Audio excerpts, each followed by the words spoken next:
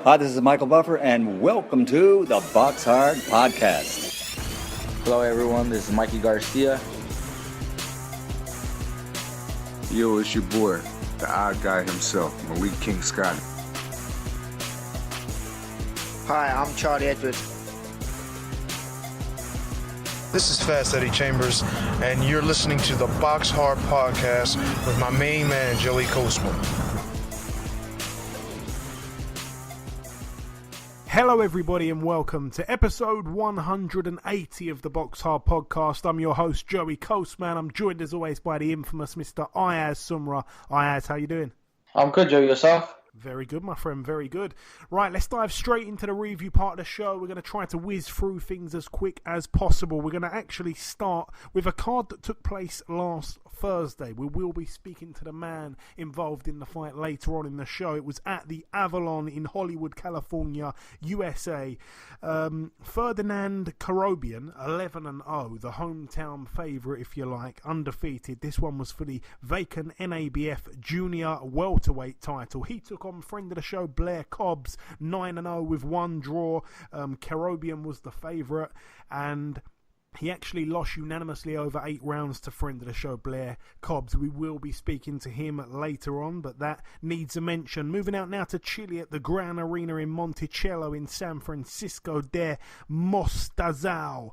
Over here we got to see Miguel Gonzalez, a man who had a record of 29-1. He was in search of win number 30. The one loss actually came to Paul Butler on points. He took on Andrew Maloney, one of the Maloney twins, probably the better of the two, and Maloney actually stopped Gonzalez in Chile, so he had to go on the road for that one, and it seems like Andrew Maloney is the better of the two twins, him and Jason, and he seems to be a real contender in that division there. Also, it was for it was a WBA eliminator, not a final eliminator, so he'll be closing in. Andrew Maloney, real good fighter. Moving out now though to the Centro de Espectáculos del Recinto Ferial in Metepec, Mexico. A real shocker over here. Julio Cesar Martinez Aguilar, 13-1. Again, we said it on last week's show. The one loss was on his debut, a split decision over 4 rounds. You cannot read into that. He avenged it and went on a real knockout streak. He took on our very own Andrew Selby, and I tell you what, the knockout streak continued. Shocking scenes when he KO'd Andrew Selby with a body shot in the 5th round. Absolutely shocking.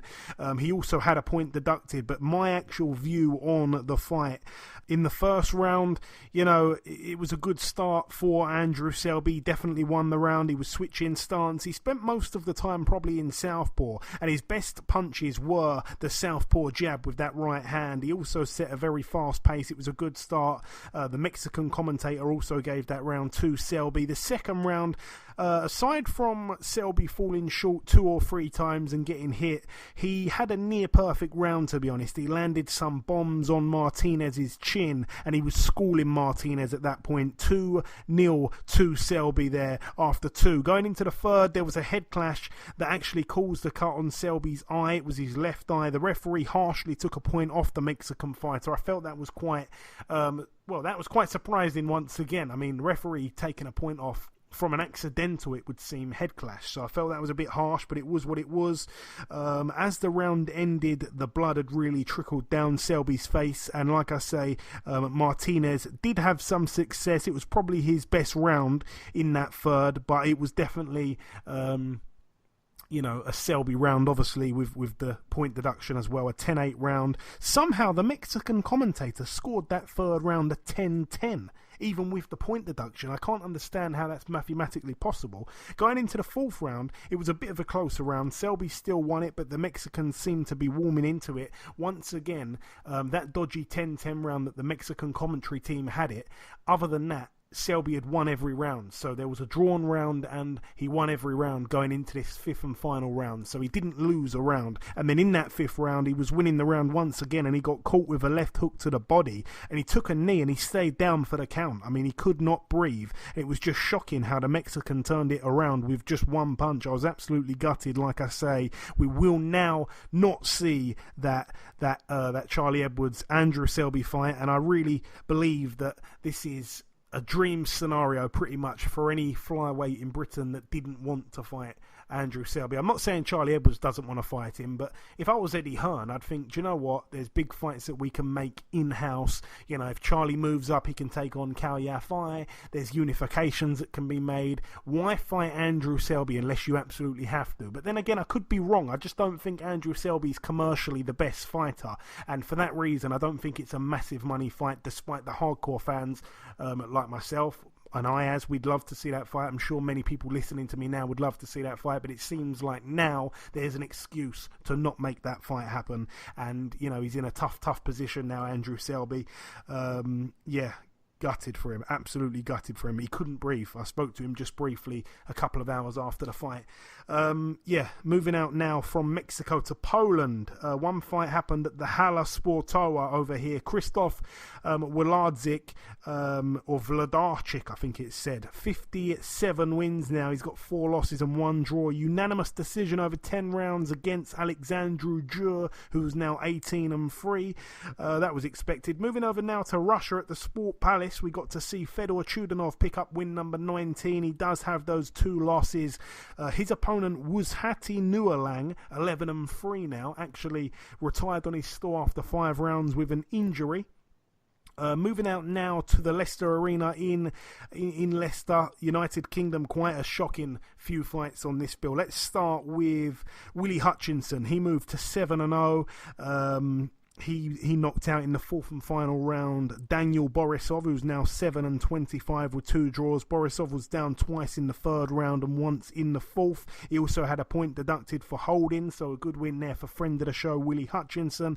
Tommy Fury, the brother of Tyson, he actually got a knockout win in the 1st round against journeyman Callum Hyde, who's got a record of 0-27 now with 2 draws. But Hyde does know how to survive, and to get a knockout there against a guy with that experience, you know, the experience difference from Tommy Fury having his 2nd fight and Callum Hyde having his 27th, I believe it was. No, sorry, 29th it was.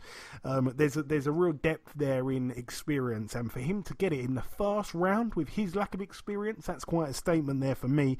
Hyde was actually down twice from body shots in that 1st. Leon Woodstock picked up a win.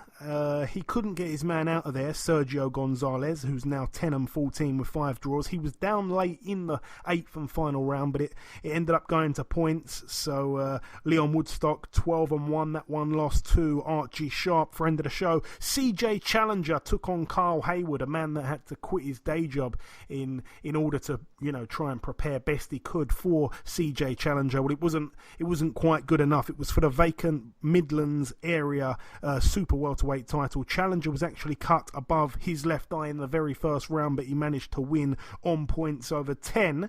Also, Nathan Gorman moved to 16-0, a points win over 10 against Kevin Johnson. I can't say I've watched it. I was at the Charlie Edwards card. Kevin the Kingpin Johnson picks up another loss now, 34-13 with 1 draw. Gorman, it was his chance to get that knockout and impress and say, hey, I did that to Kevin Kingpin Johnson. Daniel Dubois, you couldn't do it. You went to points, just like Daniel Dubois pretty much did when he knocked out Kajanu, but Nathan Gorman had to go the distance with him. But it wasn't to be for Nathan Gorman, but, you know, they are valuable rounds, and it's a big step up for him. Also on the bill, Sam Maxwell. This is a shocker. I was saying on last week's show I'd like to see him stepped up. You know, he had a good amateur career. He took on the likes of Lomachenko, if I'm not mistaken. Anyway, he got in there with Sabri Sadiri, who, by the way, was a last-minute replacement. So let's just give Sam Maxwell a little bit of credit here. He was undefeated, so not very often do we see a last-minute replacement jump into a fight like that, and he's undefeated. But anyway, Maxwell had an absolutely nightmare start. He was down in the 1st round and the 2nd round. It was for the vacant WBO European Super Lightweight title, and Sadiri was actually taking him for a mug, really. He was showboating and pretending he was hurt and stuff like that. But anyway, he did get caught with a massive shot in the dying seconds. I think it was about 14 or 15 seconds to go in the final round, the 10th round, and then he got put down, and I think he got quite a long count, but he did get back up to his feet, and he was so wobbly that the referee had to wave it off. But should that have gone the distance, I think he would have won on points. It was a bad performance really from Sam Maxwell, but he had to show heart and he had to show grit, and he did get through it. Thankfully for him, he remains undefeated somehow, 11-0. He's answered some serious questions there. Him and O'Hara Davies, that'd be a fight I'd sign up for. Sam Bowen moved to 15-0. He took on Jordan McCorry. Once again, I've got to say I didn't get enough time to watch this fight. Jordan McCorry, he's now 17-5 with one draw. I thought that Bowen would probably beat him on points or stop him. He managed to stop him in 9 rounds, but he did get hit a lot from what I've heard. It was another defence of Bowen's British super featherweight title. McCorry also had 2 points deducted, so I'm guessing if it went to points, he would have lost a landslide. Moving out now, though, to the Copper Box Arena. Like I say, I was there for this one in London, United Kingdom. I'm going to start here with Shannon Courtenay, or Courtenay it could be said, I'm not quite sure. It was her debut. She took on a girl called Christina Busuik, who a lot of people were, mocking and stuff like that on social media. She was 0-0 with one draw going in, and I think her draw came to a girl who was undefeated, so you can't really read into it. Was she good? Was she bad? She was certainly tough. Shannon Courtenay pretty much won every round. She really tried to get on the gas and try and get the stoppage, but she was unable to do that. But once again, she banks the rounds. It was a 4-rounder, 4 2-minute rounds. Courtenay looked good, and as I was watching her, I thought, you know what? There's something David Hay about her, and I'm not just talking about the hair. And I didn't want to be the first one to tweet it, but I've seen a few people have said that to her now, so I had to just comment underneath and say, do you know what, I was thinking the same thing, but I didn't want to actually come out and tweet that because I felt like people would probably start laughing. But yeah, very much another exciting addition to the female side of the sport. Is what we need, so I welcome that completely.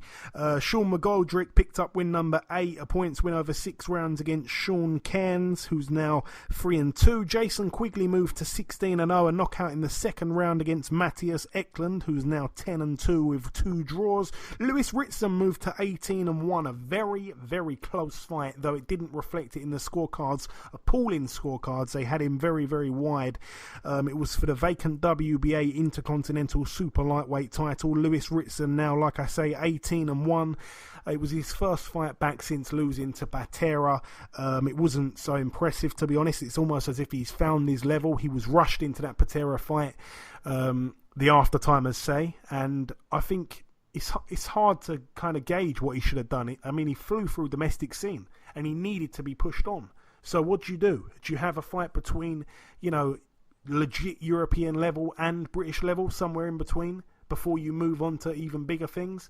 Well, to be honest, he went for the proper belt at European level. I don't want to get too confusing here. And he took on Patera, a man who many people would say is probably not legit the best kind of fighter in Europe at lightweight.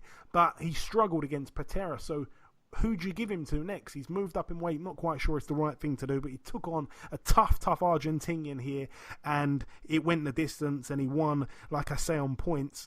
Getting on to the prediction fights now. Lawrence Okoli managed to TKO Wadi Camacho in 4 rounds. Wadi Camacho now 21-8, Lawrence Okoli 12-0. It was for the British Cruiserweight title.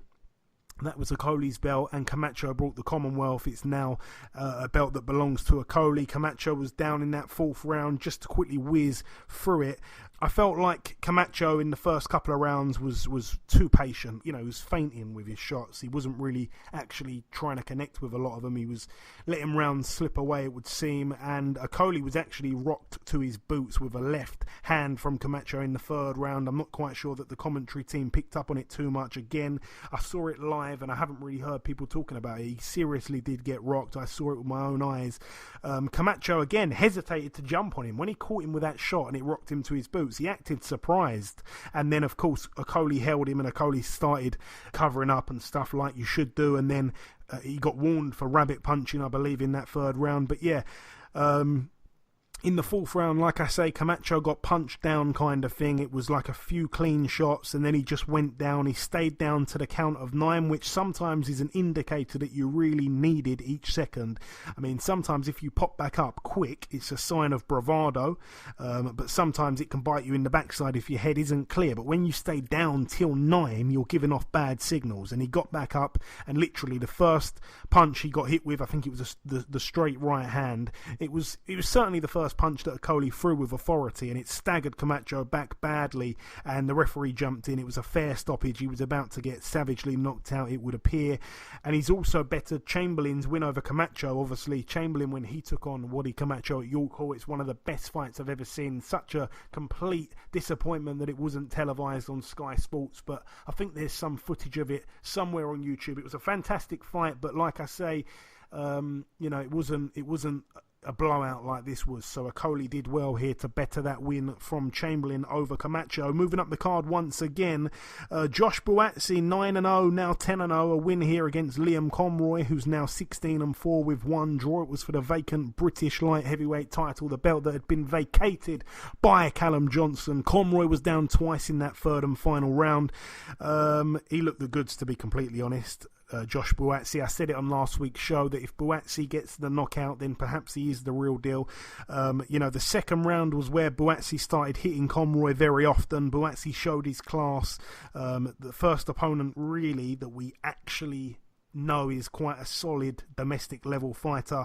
The only kind of opponent he took on who'd been proven, if you like. Again, you can't really read into that Avalant win because he beat Avalant in a round and you just didn't know if he'd perhaps been caught cold. We don't really know how good Avalant is. And the win over Quinlan, I think he hit him when the referee called break or something like that. So I had a few question marks, and I think that he answered those. Like I say, in that third round, 2 knockdowns. The first one came by a combination that Conroy dipped low from, and he again kind of got punched down.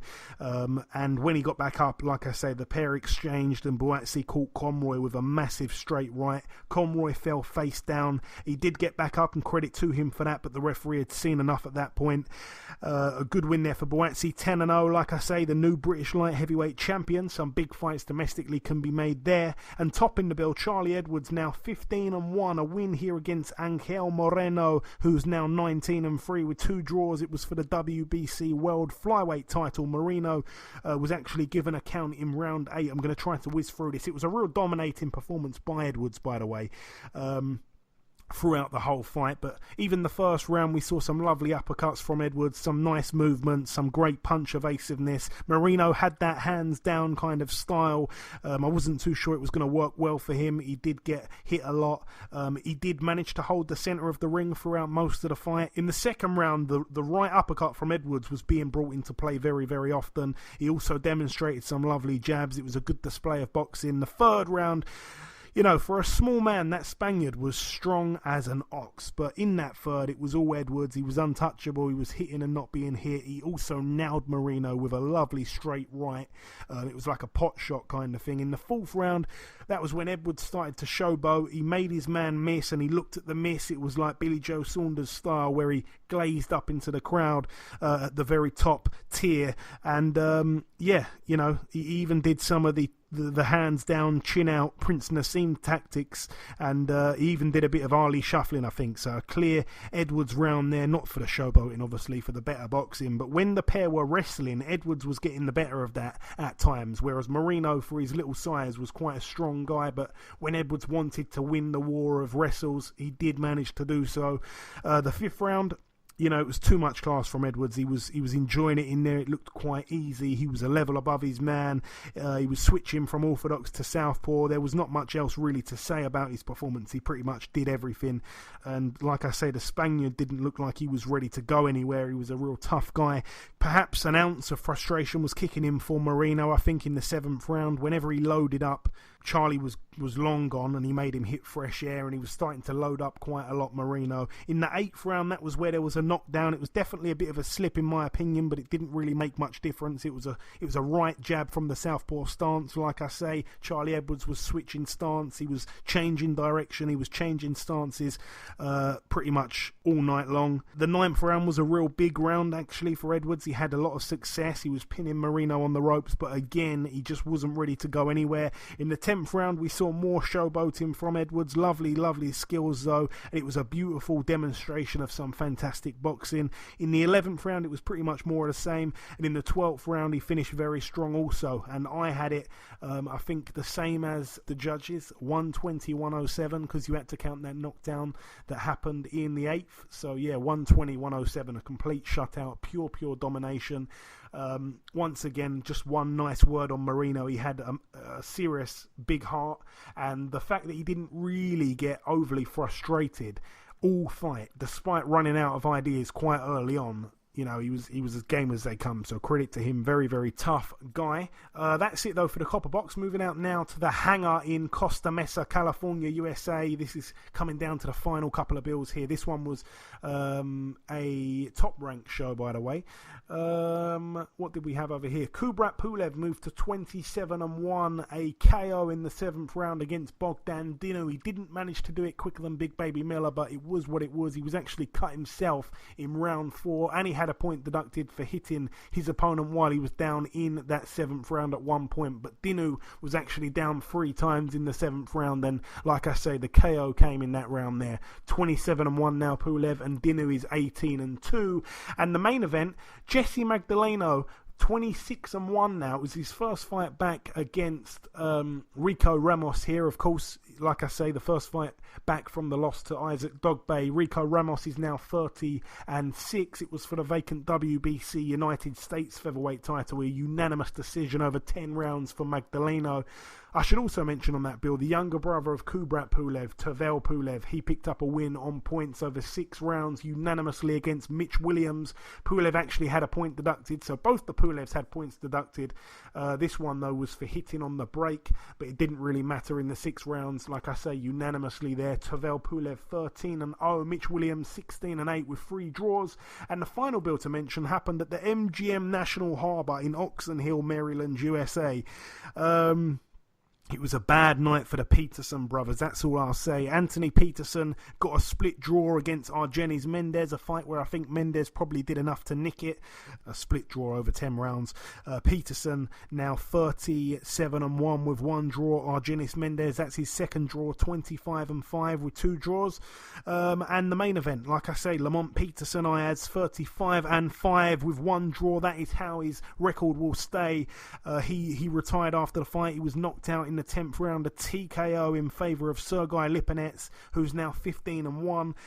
It was a lovely little finish actually by Lipinets. He disguised that big right hand. He kind of popped a half-hearted jab out, and he dipped to his right and came back up with the right hand over the top. He managed to stagger Peterson very badly, and Peterson took the punch really bad, and he staggered into the ropes, and then Lipinets jumped on him, and Peterson was pretty defenceless. Like I say, he got dropped, and the towel came in also, and after the fight, like I say, he retired. I think it's the right time. I think really he probably shouldn't have moved up from 140. I think his best days were left at 140. He had that one fight at, I think it was 143 pounds when he took on Danny Garcia, and he arguably beat Garcia, by the way, but he was still a world champion at 140. They just didn't put their belts on the line. It was one of the weirdest things ever. They both had titles. It could have been a unification. It should have been a unification, and after that, he moved up, like I say, properly to welterweight. He was never really suited for the weight. He did manage to beat Felix Diaz and take his O. He also beat David Avanesian, a man that we're going to be talking about later on in the show.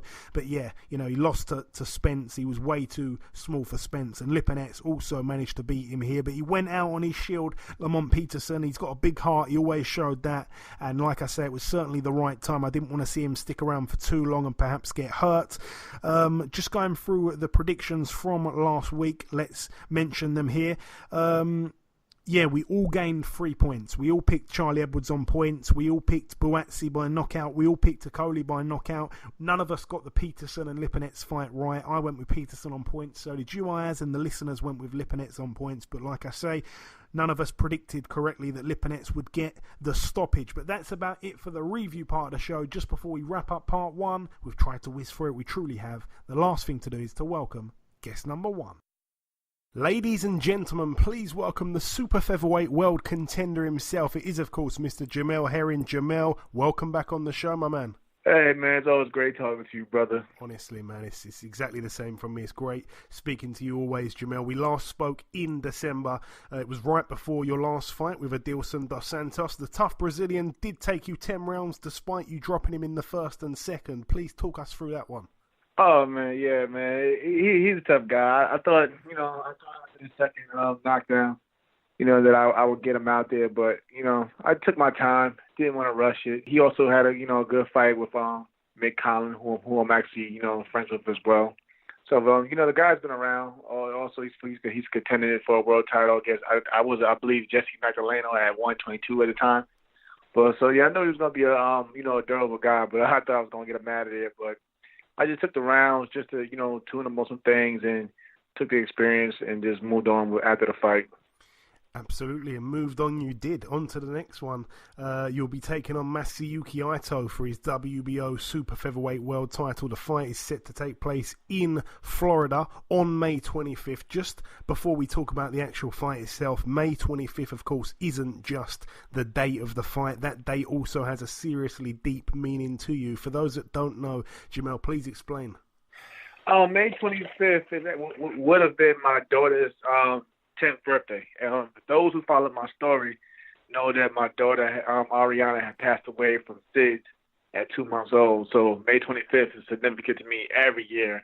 And, I look at it, people ask me with the date, with the fight distract me landing on the date. And I said no because I feel like, I've coped with it very well over the years. And I look at it as a sign of motivation. Like, I believe everything happens for a reason. It's not a coincidence. Like, I don't believe Top Rank just picked this date, just because of that. For the most reason, they actually chose a date because it lands on Memorial Day weekend here in the States.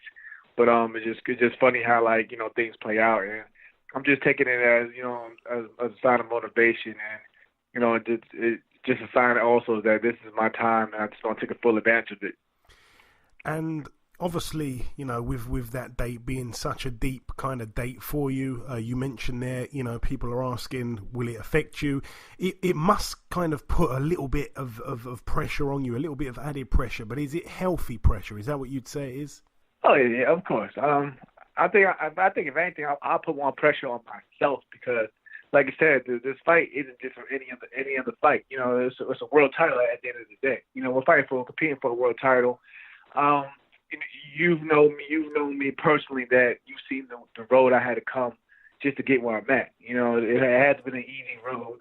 So I feel like, I had to take full advantage of the opportunity. So if anything, if we're going to mention pressure, I'll say that I'll be the one probably pressuring myself throughout this camp to make sure that I go out there and train the best that I possibly can and perform,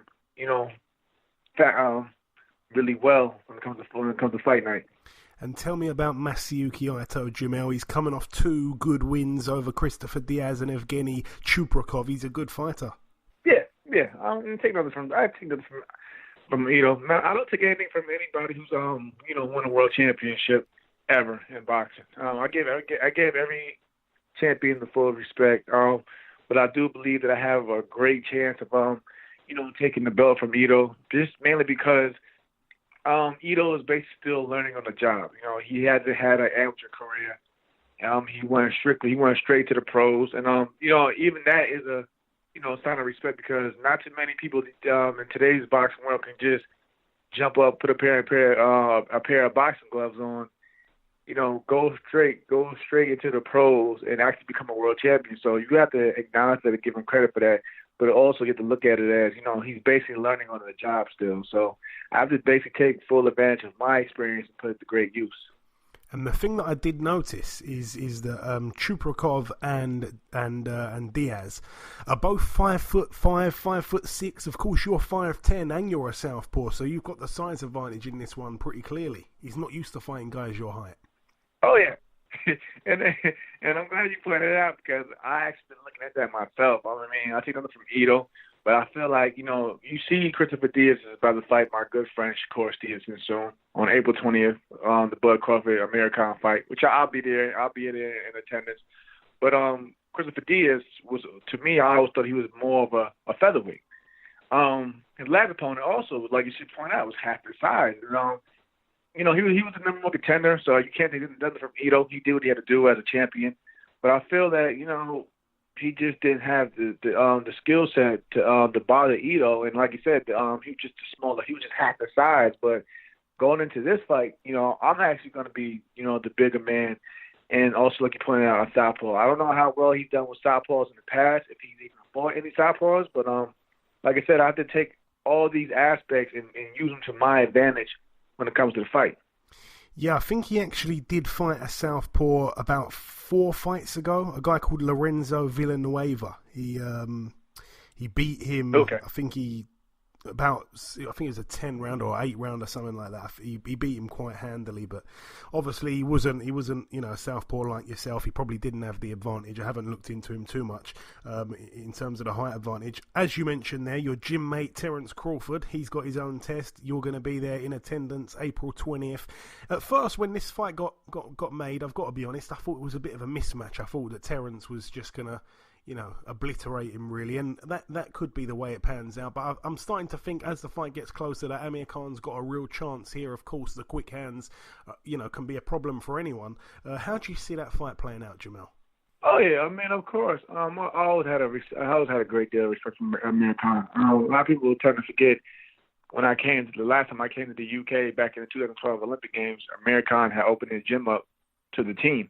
So I always knew Amir when he came to the States, fighting on the PBC cards at the time and things like that nature. So, I always had a great deal of respect for Amir Khan. And like you pointed out, Amir Khan is not an easy task for anybody. Even Terrence knows that. If you really break down Amir Khan's resume, who has basically, got the best of him in a full 12-round decision bout? If anything, people they try to, knock him off for his knockout losses or whatever, but even in those fights, like the Canelo fight, he was competitive in that fight until he got knocked out. The Danny Garcia fight, he was winning that fight handily. He was winning that fight, and then he just got caught. So you can't take anything from Amir Khan. I mean, look what he did to guys like Marcos Maidana and other champions as well.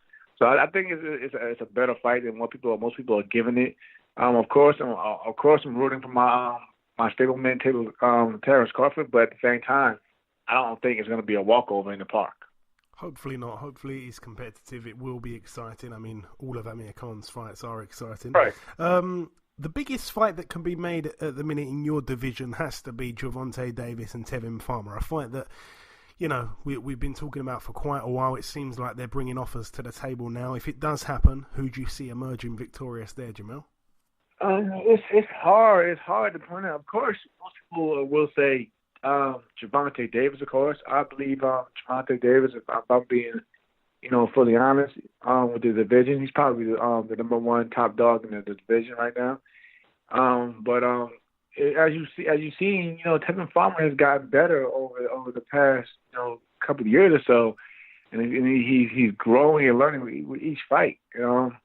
So you gotta take everything into aspect with that fight. But of course, a lot of people are gonna lean towards, like I said, towards Gervonta Davis. But I believe it's a better fight than most people will give it.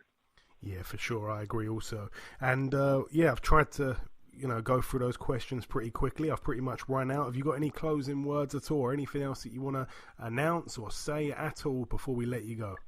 I just want to let people also know that like a lot of people don't know, this year is a big year for me. Hopefully we get through Ito as planned, but my promoter also has big plans for me to unify with the winner at Vargas and Burchell. I actually wanted that fight as well because I felt that a lot of people just took Burchell as like the basically, other than Gervonta Davis, the other boogeyman in the division. So hopefully that opportunity comes, and if it does, I'm just letting everybody know that I'm jumping right at it firsthand. But those are my plans for this year. My plan first is to absolute Ito first, and then hopefully before the year is over, I'll get to see the winner at Vargas and Burchell. And that truly would be amazing, Jamel. I really want to thank you for your time, and I truly mean it when I say that I would absolutely love to see you become world champion on May 25th. I wish you all the very luck in the world in achieving that, my friend. Thank you. Thank you, man. We'll talk soon. We'll always talk, brother. But I appreciate you, man.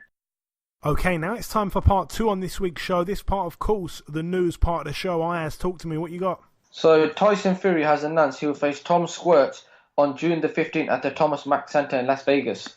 Yeah. Tom Schwartz, a man who a lot of people were saying they've never heard of him. I'm not quite sure that's 100% true. I mean, I'd heard of him. Perhaps it's because we're always whizzing through BoxRec pretty much all day long. But yeah, Tom Schwartz is a guy, for those that don't know, he's 24-0. He's got 16 knockouts. He's a 24-year-old guy, so he's a young heavyweight. I think he had quite a hard fight with Senad Gashi, but Gashi actually got disqualified. Obviously, Gashi went on to take on Carlos Takam, and he's also fighting Derek Chisora next month on that April 20th show. But yeah, I mean, he's never fought someone of the caliber of Tyson Fury. It's pretty much an easy fight, really. I don't think he had a great amateur career. If anything, there's nothing about him having an amateur career that I can see. So yeah, it's an easy first touch. The good thing is, I think he's ranked number 2 with the WBO, so that's perhaps what it was. So when Frank Warren said he will be taking on a guy that's in the top 5, he delivered on that promise, and it's Tom Schwartz. Like I say, it's not a massive fight. Deontay Wilder versus Dominic Breazeale, another fight that's been finalised. A lot of people don't really want to see those fights. They want to see the big three fighting each other, and out of the big three, I think it's right in saying that this is probably the worst one. I mean, I'm much more looking forward to Wilder, Breazeale, and Joshua, Big Baby Miller, to be honest, than this one. But it is what it is. I love Tyson Fury, and we're going to tune in because we love Tyson Fury, and that's about it. But yeah, I mean, it's nothing more than an easy touch, really, and you can't really dress it up. And finally, Billy Joe Saunders will face Shifa Isufi for the WBO Interim Super Middleweight title on May the 18th at Lamex Stadium, the home of Stevenage Football Club. Yeah, this is a fight that we knew was going to happen. We just wasn't sure if there was going to be a belt on the line. It ends up being the interim title. I think they're probably hoping that Gilberto Ramirez does have that one fight at 175 and he likes the weight, and then he relinquishes the belt. And then because Billy Joe Saunders is... if he wins, he'll be the interim champion. He'll probably get elevated without having to fight. So that's probably their plan of how he'll become a 2-weight world champion, Billy Joe Saunders. But yeah, I mean, he's announced Ben Davison as his full-time trainer now. Ben Davison, I think, trains 3 fighters: Isaac Lowe, Tyson Fury, and Billy Joe Saunders. All 3 of those guys are completely unbeaten. So he's got a real talent pool on his hands there. Yeah, I mean, Billy Joe Saunders... I'm not a big fan of all the trainer switches and stuff like that, but I don't know why he keeps switching trainers when he hasn't really had a bad performance. If anything, his one bad performance came when Ben Davison was in his corner. So it's a weird one, but the best of luck to him. I've reached out to him to try and get him on the show, as I've done many, many times. I'm not quite sure that I should hold my breath on that, but yeah, it'd be great to get him on the podcast at one point, but it doesn't look very likely. All the very best to him, though. A great fighter. And that's it for the news. Okay, thank you very much, Ayaz. Right, let's move over now to the preview part of the show. We're going to start here at the Mattamy Event Centre in Toronto, Ontario, Canada. Over here, we get to see friend of the show, DeMarcus Corley, 51-32 with 1 draw. Former world champion, former opponent of Floyd Mayweather. He takes on the unbeaten Custio Clayton, who's 15-0, a guy that obviously, is on the up. He's actually 31 years of age, but yeah, Corley's being brought in to try and look like a good name on his record, pretty much, and that's about it. I'm hoping Corley can get the win, like I say, a friend of the show, but yeah, this guy, Custio Clayton, is a former Olympian. He was in the 2012 Olympics. He actually lost to Fred Evans in the quarterfinals, so a decent fighter there. You'd expect him to win. Also on the bill, Alexander Teslenko, 15-0. He takes on Fabio Maldonado. That was actually the guy that was supposed to fight Nathan Gorman last weekend. I'm not quite sure why the fight fell through and then Kevin Kingpin Johnson stepped in, but he's fighting this weekend. Perhaps it was for more money. He takes on Alexander Teslenko, a heavyweight there that's making a bit of noise. I think he's think he's from Ukraine. That's probably a guess there, but I'm probably right. At the Ulster Hall in Belfast, Northern Ireland, United Kingdom. This one's an MTK show here.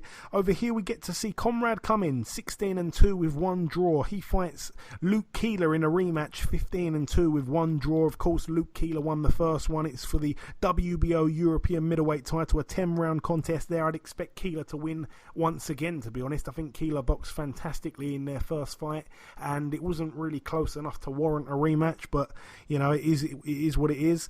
That's about it for that one. Moving out now to the Seagulls Rugby League Club in Tweed Heads in New South Wales. What a venue this one is.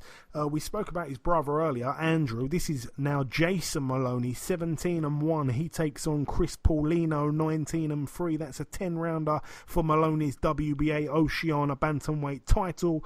Moving out now to the Bilbao Arena in Spain, as we're going to go to the predictions on this. Kerman Lejarraga, the man that beat Bradley Ski, he beat Frankie Gavin. He takes on friend of the show, David Avanesian. This one is for Lejarraga's EBU European welterweight title. Lejarraga 27-0, David Avanesian 23-3 with 1 draw. How do you see this fight going? Of course, we want Avanesian to win. Obviously, we want David Avanesian to win so we can have see that Josh Kelly fight. But obviously, we see Lejarraga. I think he's a very strong fighter. So if I'm going to go with a win, I'm going to go with Lejarraga to win by knockout. Lejarraga by knockout. Okay, you're not on your own there. The listeners agree with you, Ayaz. I am going to go, though, with Avanesian to win on points. I just think that, you know, Bradley Skeet just couldn't take the body shots from Lejarraga. I think he also let the occasion get to him. Frankie Gavin gave Lejarraga a decent fight till he got stopped. But again, he was way too small for him. And I think that Avanesian's probably got the better experience over Lejarraga for sure, and over Bradley Ski and Frankie Gavin, because I think, you know, Avanesian's fought all over the place. He's been out to America, he fought Shane Mosley, he fought Lamont Peterson, who we talked about earlier, and I just think that those kind of fights there do a lot really for your experience. I don't think he's going to get overwhelmed. He's from the deep forests in Russia. He's been over here and fought in the UK before, of course. He's been, I think, some other country somewhere, so he's quite well travelled. He spars hard with a lot of guys, and I just think that he's hardened enough to not let the occasion get to him, to not be overwhelmed, and I think he's a better boxer than Lejarraga, and I just don't see Lejarraga walking through him. Though I've got to say, when David Avanesian lost by knockout to Igis Kavalauskis, that kind of, you know, I don't want to say exposed Avanesian, but that made me think, wow, you know, he really can be walked through. I'm just not quite sure that Lejarraga's got the kind of background that Kavalauskis has got. In fact, I know he doesn't. So I don't think he'll be able to do a job like Kavalauskis did. And I can see it going the distance. I'm just hoping that they don't do a bad night of officiating. I hope that the judges are fair, and I hope that David Avanesian emerges victorious. But that's about it for that one. Moving out now to the Novotel in Southampton, Ayaz. You could be attending this one. Yeah, you should turn up for that one. Fighting on this bill, Joe Pigford. I've got to mention him, 14-0. I think he's only had 1 fight or 2 fights maximum since beating Aaron Morgan, a fighter that fights in the same gym as Bradley Skeet. It's so interlinked now. I'm talking about guys that train with guys that we just mentioned, that fought guys that we mentioned in part 1, stuff like that. But anyway, Joe Pigford's a good fighter. I really liked watching him in the fight against Aaron Morgan. It was a fantastic fight, and since then I don't even think he's fought on TV. If my memory serves me right, I'm pretty sure that win over Aaron Morgan was on the undercard of Liam Walsh and Javonte Davis. So to only have 1 or 2 fights since then is terrible. I'm not quite sure what's going on with him. I don't know why he's been out the ring so long. That's it for that one. Moving out now to the Echo Arena. This is the biggest bill to mention. It's happening in Liverpool. It's going to be on Sky, of course. Over here, Paul Butler, 27-2. No opponent just yet. That's a 6-rounder there. Natasha Jonas returns to action, 6-1.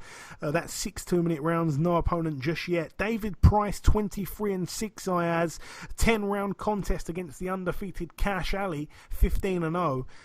Again, with Price, the Ayaz, you just never know what you're going to get. What's your prediction for that one? Obviously, it's in his hometown of Liverpool. He's fighting Cash Ali. So if I'm going to go win the win, I'm going to go with David Price to win by knockout. So I think the fans will be behind him, and I think it's just going to motivate him even more. So I think he's going to get the win. We certainly hope so. We don't dislike David Price. We don't dislike Big David Price on this show. It's a 10-round contest. I don't see it going the distance at all. I know Cash Ali's very, very confident, and I just think that David Price, I know we can't put him on a pedestal and say he's fantastic because he's been found out, and he really can go down as one of the biggest underachievers right now in modern times. He was again, like Lewis Ritson, absolutely smashing through British level, and then when he stepped up, he got found out. Losing back-to-back to Tony Thompson by stoppage was really bad, and it played a massive part in the fights and everything since then. He just doesn't quite have it, David Price, but I think he probably does have a little bit too much for Cash Ali, and I think David Price, with his experience, probably does get the stoppage. Also on the bill, a great grudge match this has been. Just watching the back and forth on Twitter and Instagram has been very, very entertaining. It's a shame it's all going to come to an end and they're going to get it on. It's been so great. Anthony Fowler 9-0 takes on Scott Fitzgerald 12-0. A lot of bad blood in this one. I'm actually going to go with a Fowler stoppage here. Oh, by the way, the listeners went with Price by knockout also, so we're all in agreement there. Fowler, I'm going to go with him to win by knockout against Fitzgerald. The listeners agree. How do you see it, Ayaz? Do you give Fitzgerald a chance? They're obviously two. They're both on the same GB squad, the Scott Fitzgerald and Anthony Fowler. So if I'm going to go with the win, I'm going to go with Anthony Fowler to win by points. Anthony Fowler on points. Okay, that's very interesting because Anthony Fowler's, I think, won all but one fight by knockout, and Scott Fitzgerald has won most of his fights by knockout, but the one guy that took Fowler the distance also took Fitzgerald the distance. I think his name's Laszlo Fekete or something like that. I could be completely messing that up, but the same guy took them both the distance. I'd love to know what. I'd love to get him on the show. Wouldn't it be great? I think he's Hungarian. It'd be great to get him on the show and see who he thinks is going to win.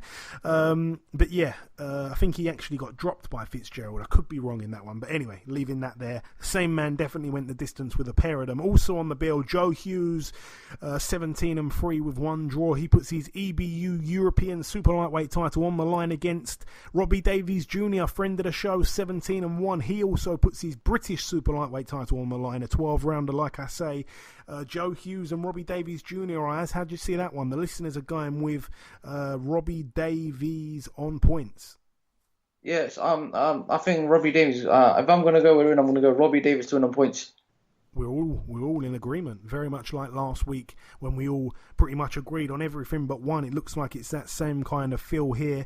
Joe Hughes, obviously, he's physically disabled, but a tremendous boxer. Amazing that he's managed to achieve a European title, the proper title also. Robbie Davies Jr., very, very confident. Most of his wins, of course, have come by knockout. I just think Hughes has got that ring savvy, and he's a bit too smart, and he's a bit too tough to be stopped. So I think, yes, it does go points. Also on the bill, topping the bill, Liam Smith has 26-2 with one draw coming off. I think he's coming off that loss to Munguia. I don't think he's fought since, but it is his Matchroom debut. He takes on Sam Eggington, a man that, of course, lost to that Hassan Mwakinyo, and I think he had one win the other week just to kind of, get back in the swing of winning, because both men were topping a bill and both men were coming off losses. It was terrible on paper there. But, Sam Eggington, 24-5. Liam Smith, like I say, 26-2 with one draw. How does it go for you?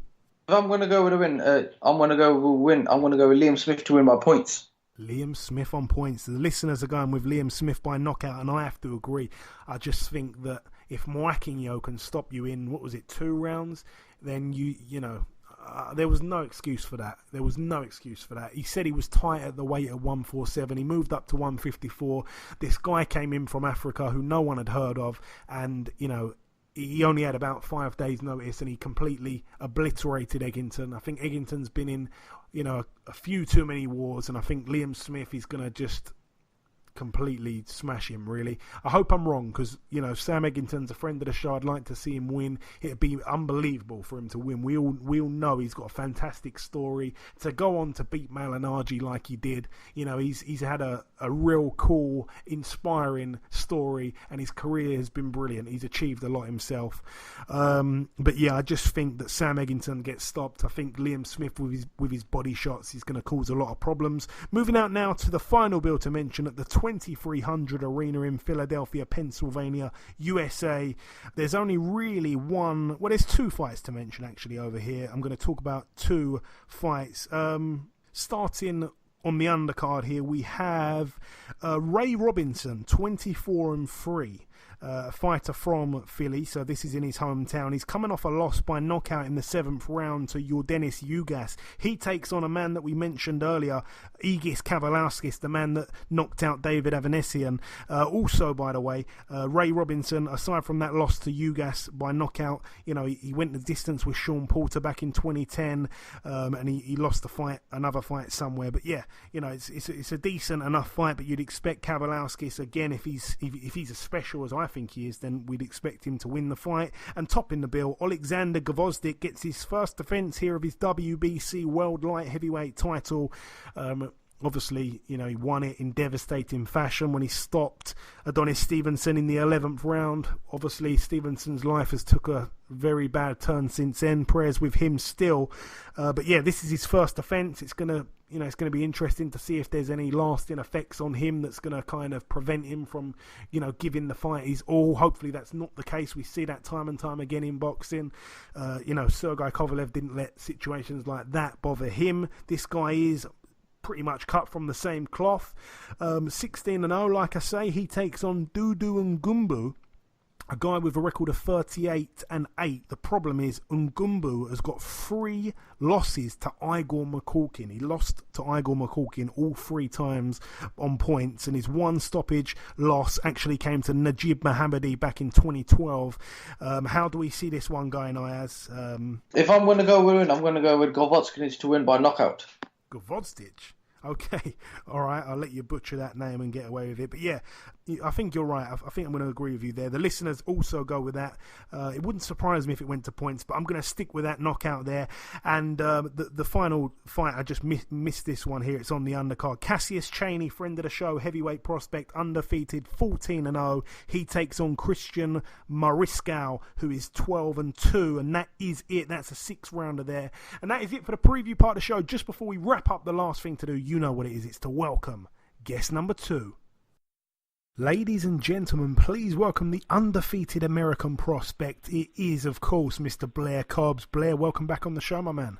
Hey, it's great to have you back on. Thank you for having me. It's great to have you back on, Blair. It was great having you on before. I remember at the time that you told us that you were one of the first people to ever do a double backflip, age 5. I think a lot of people loved that one. We last spoke in July of last year. It was a couple of days before the Juan Rivera fight. Of course, you ended up winning the fight over 4 rounds unanimously. The fight ended up, a bit of a crazy one because, of course, it happened at, pretty much middleweight. What happened there? Oh, like in that fight that you're talking about? Yeah. Well, most guys can't make the weight, man. So I just walk in, put a couple things in my pocket to try to make the weight look even, and just go in and fight. That's how it usually is. I make 147 pretty easy, because I'm only like 153, 154 walking around, and I train year round. So yeah, because if I'm not mistaken, wasn't it like a last minute replacement of opponent for that fight, or am I wrong there? Yeah, last minute replacement opponent. Look, a lot of these fights, I'm actually calling out major fighters, but then they don't take the fight. Like, okay, the one in Las Vegas where I got like a last minute guy. What ends up happening is that there was a major Golden Boy fighter that was like 9-0, 10-0, a 9-0, 10-0 guy, and I just came off my last win, and I'm like, I want to get on this card. Like, no, we can't have you on the card. I was like, okay, then how about this guy? He don't have an opponent. All right, I'll take that fight. And then they're like, and then the people, the guys from their camp said, okay, we'll take the fight. And then they call back later on and decline the fight. They change their mind on the fight. So what ends up happening, I'm like, okay, I'm like, okay, all right, Golden Boy, how about this? Since he don't want to fight, how about you take him off the card and put me on the card, and we'll put anybody in there. Anybody that's willing to fight under short notice, we'll take the fight and we'll fight. And that's how we got on the card. We're kind of like muscling our way into the entertainment business of boxing through those type of measures. Even in the last fight, I fought this guy named Ferdinand Kerobyan, and that was kind of like a last minute thing, whereas though they didn't think I would take the fight, like, you know, because I was a major underdog. Right now we're in the process of just taking these big fights and taking gambles and making the wins big too. Yeah, I want to get onto that in a moment or two. Obviously, that fight I mentioned there against Juan Rivera, you were actually back in the ring just 2 weeks later. Of course, that one took place at welterweight. You went on to stop Emmanuel Valadez, I believe it was, in round 2. Tell us about that one. Yeah, and that's how it happened. I came in there hard and strong. I was very excited from the last fight, and I just kept the momentum going, and got that early stoppage. You know, once I get going and I have the experience, it's really not too much stopping me. I have a whole lot of experience and a whole lot of charisma and ability, especially when it comes to being in that four square circle right there. So okay. And like you mentioned there, most recently, last Thursday, you fought Ferdinand Kerobyan in his hometown. Obviously, Kerobyan was a decent amateur. He was the big favourite to win the fight, but you were able to unanimously outpoint him over 8 rounds, marking that fight surely as your best win thus far, Blair. Yeah, definitely. It's definitely my best win thus far. It was a very exciting fight. I was very excited to have the fight presented to me. I was very excited to be able to show my talent and my abilities. If you look at the fight closely, I'm pretty much winning every single round. I'm actually surprised that he survived, because me personally, I had him not surviving that fight. I thought that he would get knocked out within like 5 rounds. If not knocked out, stopped within 5 to 6 rounds. And he held on tough. He held on tough, very tough fighter. But if you look at the fight, I'm like really having a good time. I'm smiling. I'm putting on a show. And it's been like that from the very, very first day of the weigh-in all the way throughout the fight, in between the rounds. And it was a really fun experience being in there. The crowd was like really, really vicious. They wanted to kill me after that fight. And obviously, with the win, you picked up the NABF junior welterweight title. Initially, when I saw junior welterweight, I assumed it was 140, but it's actually a welterweight title just because you're considered a junior, right? Yeah, it's the NABF junior title. Yeah, exactly. They have apparently they have 2 titles. They have the junior and then the senior, which is the regular NABF title. And I'm pretty sure I will be getting the regular NABF title pretty soon. But the junior title is what we were fighting for. And it's funny because the play on words can make you think that it was the junior welterweight, because the junior welterweight is a complete different division at 140. Exactly, yeah. It was a bit confusing when I first read it. But I've got to say this, Blair. In 3 of your last 4 fights, there have been accidental headbutts. Are you just extremely unlucky and you keep fighting guys that use their head, or are you the culprit? You would think that, right? I'm honestly, it's just things that be just happening when these guys come in. Because the most recent fight you had, it was you got cut. You got cut the most recent fight on Thursday, right? No, actually, I didn't get cut. I didn't get cut at all.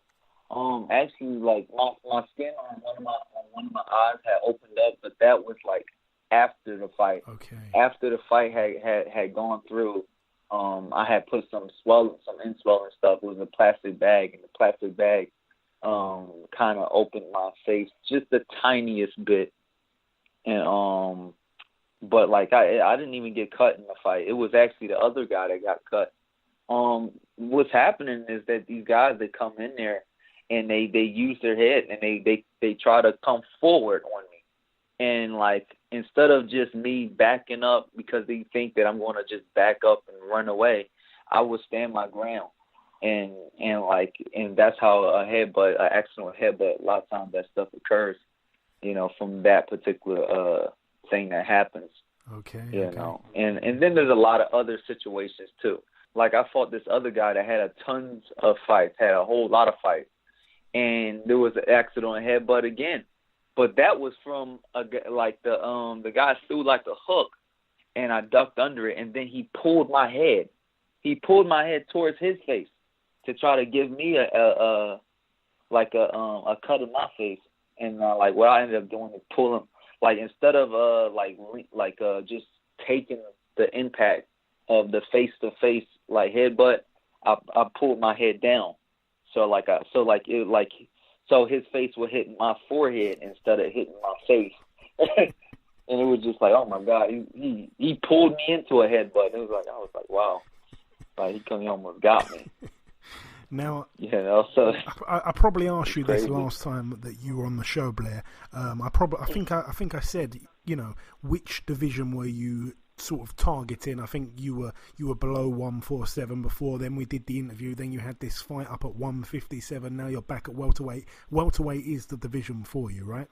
Well, yeah. Like what ends up happening is that my first fight with Golden Boy, they made me fight exactly 140. And he had a guy coming up from probably 130s. I'm not sure. And it was very hard making the weight. I was weight drained ridiculously. And I had a horrible fight because of it. My body couldn't keep up with that weight. And it's probably because I'm training year round, so I don't really have any time off. So whatever my walk around weight is, it has that has to be where I fight at, most likely. So I was walking around 147, 148, 149, and maybe up to 50. I never really did too much past 52, 53. And then when it was time to lose all that weight to 140, I couldn't get that last bit of pounds off. And then when I did, it was very hard for me to have a good performance. So after that, I just decided, you know what? Me and my team told me, hey, you need to move up in weight. That's completely different compared to what's going on when you're in the gym. And it was crazy because throughout the preparation, I'm knocking out sparring partners. I'm doing great. I'm looking fantastic. And then I had to start losing the weight. And then the weight was really detrimental to my health. And then so I just had to leave that alone. And then the other fights, when I ended up getting those fights that's a little bit higher than 147, it's because of these opponents. They never made weight. They will always come in heavier than 147, so I just had to deal with that. But 147 is definitely my weight class. That's for sure. It takes absolutely nothing to make the weight for me because I walk around it, and it makes it a whole lot easier. I only have one opponent. While these other guys are fighting, they got to fight the weight, they got to fight me, and then they also got to fight their own self with whatever mental problems that they're dealing with.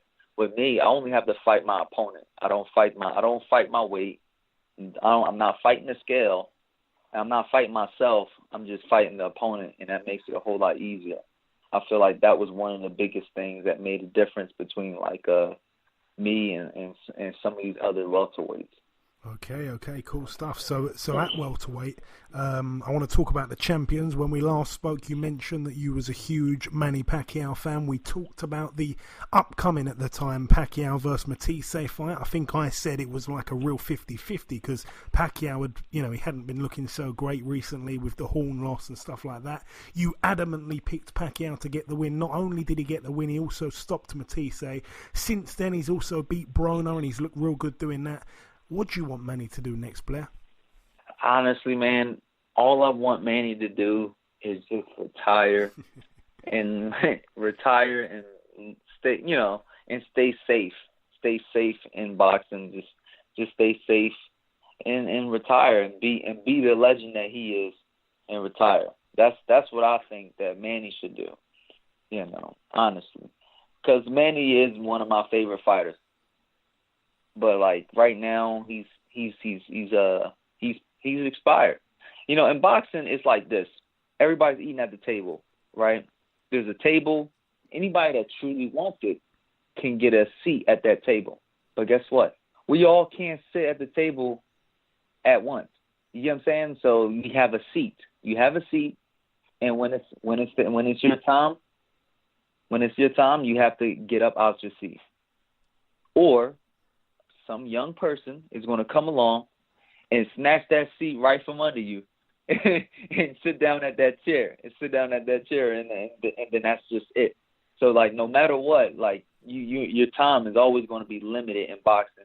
Your time as far as becoming a world champion, your time as being a legend, your time is always going to be limited. And right now, I see Manny Pacquiao as his time is up.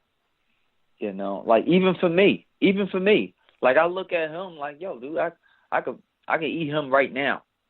He looks like a snack to me. He looks like, okay, I could snatch that right now. And it's not to say that anything's wrong with Manny Pacquiao. It's just he's older and he's up there in age, and it's about time for him to retire. He's already done everything. He's given everything to boxing. So I think boxing needs to give a little bit more to him and allow him to retire gracefully. Okay, interesting point. Errol Spence's win over Mikey Garcia. I mean, I'm one of Mikey's biggest fans. It was sad to see him lose from my standpoint, but he was always, going to be up against it, giving away that much size. Does that win do much for Spence, though? Does that win solidify him further as a top welterweight? I think it helps a little bit, but I don't really know. Like, it's because the whole thing is, like, Mikey wasn't really a welterweight, and even Mikey had his own flaws within, like, his boxing abilities. So it was kind of like a token fight more so than like a fight that's going to catapult him to the next level. If you wanted a fight that could catapult him to the next level, he would take the Terrence Crawford fight. You get what I'm saying? Because Terrence Crawford is special. Terrence Crawford is blowing people out of the water, and could beat even those guys that are like that have the belt right now, like Sean Porter. He'll give Sean Porter a hard run for his money. He'll give pretty much anybody else a run for their money, even though he's a smaller guy. As far as the smaller guys concerned, that guy I feel like would be the better fight if he wanted to push his career to like that next hemisphere. He needs a mega fight. He needs a big fight with maybe Keith Thurman, Sean Porter, or need I say Terrence Crawford. Yeah, and speaking of those guys there, Blair, Keith Thurman, he's come back to the ring since we last spoke. He did brilliantly in the early part of the fight, but it ended very worryingly. What did you make of his ring return? That ring rust is certainly real. Yeah, I see a lot of ring rust. I see some technical difficulties. But I've always seen, like, some technical problems from him. Like, because, like, this division, as far as the welterweight is concerned, I'm watching everybody. I'm looking at everybody's little technical problems, everybody's skills, everybody's strengths, weaknesses. I'm gauging everybody because everybody's a target for me. Everybody. Earl Spence, Terrence Crawford, Keith Thurman, all of them. All of them is a target for me. Sooner or later, I might be fighting one of them. So when it comes to Keith Thurman, yeah, the ring rust was it definitely showed. And also it looks like he can't really get away from a straight punch. You know, he has a hard time throwing straight punches because all his power he loads up with these hooks. And it seems like when the going gets tough, he can't get away from those just basic straight punches. Because he got caught a few times with the right hand, and I'm just sitting there like, man, he can't get away from that. move his head or nothing. No, his only retreat was to move his feet. And when his feet weren't as fast, it kind of showed. It kind of showed a little bit. And he's still a great fighter, though. Still great. Yeah, I mean, I'm one of those guys. I was a big believer in him. I respect him a lot for obviously fighting Garcia and Porter back-to-back, beating them both. So for me, he's probably got the best wins of recent times over true welterweights. So I do have to throw a bit of respect on his name. The inactivity, a lot of people were kind of fed up with that. He come back, he didn't look great, but look, if he wants to be active again, I'm sure we'd all love to see that. The other man you mentioned, Terence Crawford, another guy that's looked at as possibly the best at 147. He takes on Amir Khan on April 20th. At first, I thought it was pretty much a mismatch and that Khan would get destroyed. But I must say, as the fight's edging closer, I think Khan's got a real chance. I don't think Crawford carries that dynamite in his fists. But then again, I also know you don't really need dynamite to put Khan on the canvas. Yeah, I think that fight is going to be very interesting. It's going to be very interesting. I've watched these guys very closely. Like, for instance, I know the weaknesses of both of them, and we can start by the Superman of the division, which is Terence Crawford, right? Terence Crawford has a hard time with talented fighters. Period. He has a hard time with talented fighters that have way more talent than he does. Like, Terence Crawford is not really talented, like true talent. What he has is like that hard work and discipline. He has all these techniques. It's the reason why he's able to switch stance and do this and do that. And he does so many adjustments and makes so many adjustments in the ring. And the reason why is because he has to bridge that gap of talent. And most times, like, especially in the amateurs, it doesn't always pan out. But now, as a pro, he's made a way to make it work for him. So, like, with that being said, guess who he's about to fight? A highly talented fighter, which is Amir Khan. So, like, that fight is very interesting because Amir Khan really does have a shot to beat Terence Crawford if he has the ability to control his mental stamina and his abilities. Like, for instance, the fight with Gamboa. Gamboa came off very easy. It made it look like it was going to be an easy fight. And the only reason why Gamboa lost is because Gamboa wasn't able to make adjustments and wasn't able to stay mentally stable. That's where, like, the fighters that are, like, highly talented, even people like myself, highly talented fighters, their biggest flaw most times is the fact that they beat themselves because they don't have the mental stamina and the mental stability to withstand diversity, because they're always the diversity. They're always They're always the one that everybody has to try to adapt to. You get what I'm saying? It's kind of like the Pacquiao versus Marquez. Pacquiao never changes. He never changes throughout all of those fights. But guess who did change? Marquez. Marquez kept changing over and over and over again. As long as he can keep getting up from those knockdowns and screwing his nose in, buttoning his ears back in, he literally, like, you'll knock him dead, and then he'll literally come back to life. And as long as he kept getting up and kept fighting and kept fighting and kept fighting, eventually he was going to get Pacquiao, because he's the only one that's making the adjustment.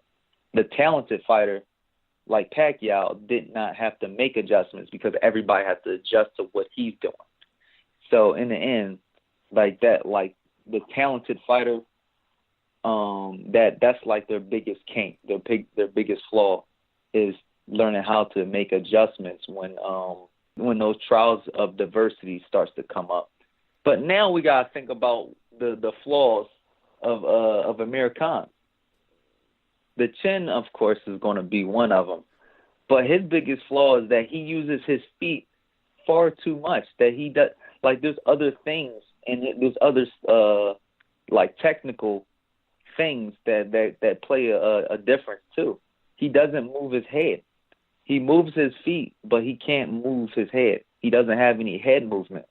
So all of his defense has to be based around his foot movement and trying to catch. If he can catch it with it. So basically he has to see it.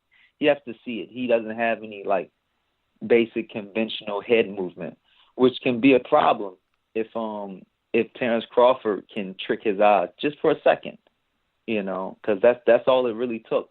It's just a second, and then boom, these guys usually catch him.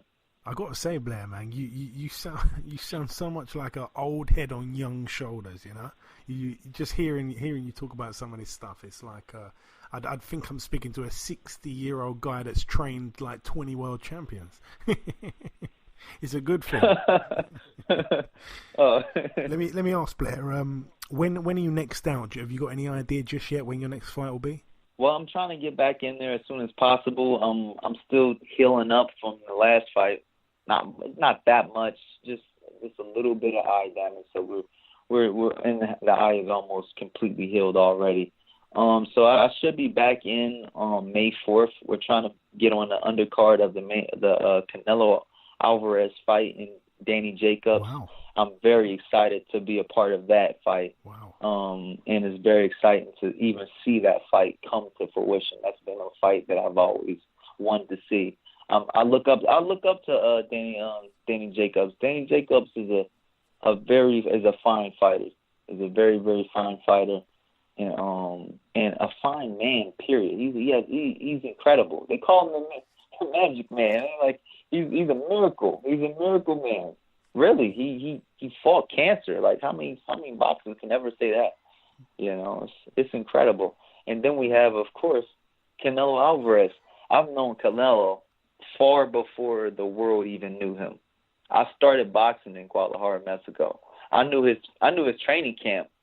I knew his training partners and his trainer, Eddie Reynoso. I known him long before like they even made it famous. You know, so it's very interesting to see this young man rise in the division to become like, you know, the next big thing, and it's awesome. It's awesome to see that fight come to fruition. No, I mean, it's brilliant. If you end up on that undercard, that'd be unbelievable for you, Blair.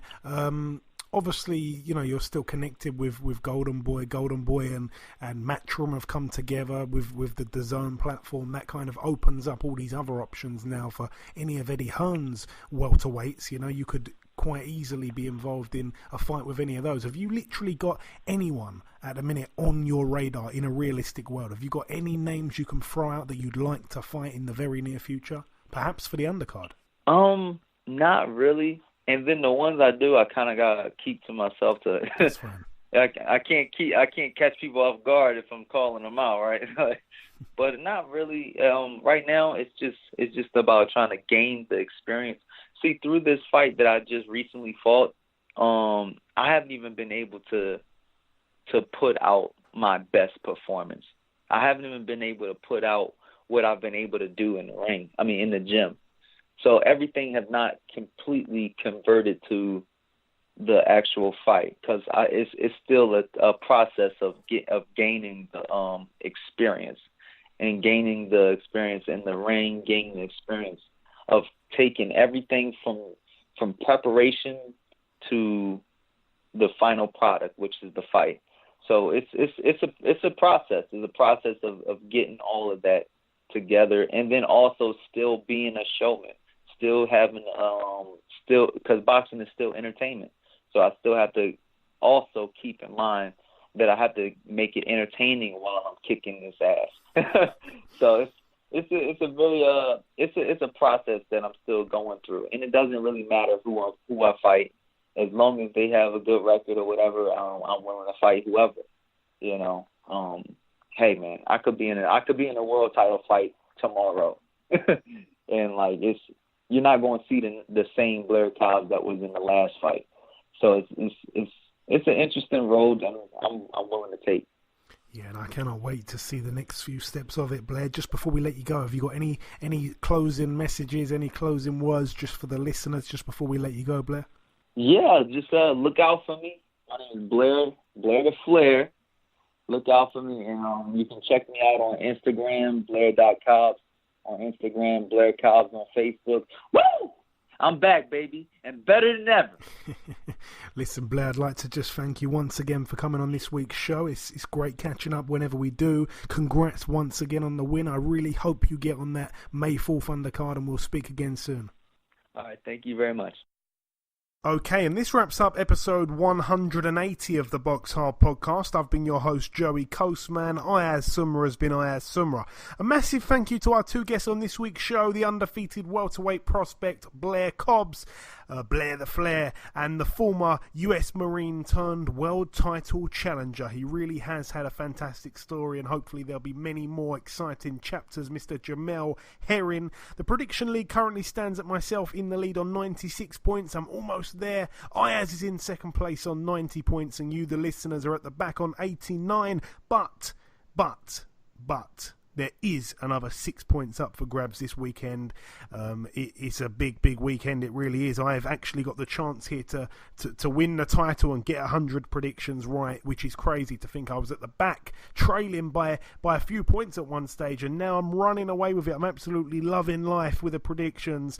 I don't want to tempt fate though, so I'm gonna keep my fingers and toes crossed. But that is about everything though, guys. Thank you so much for listening to this week's podcast, and we'll see you all again next week.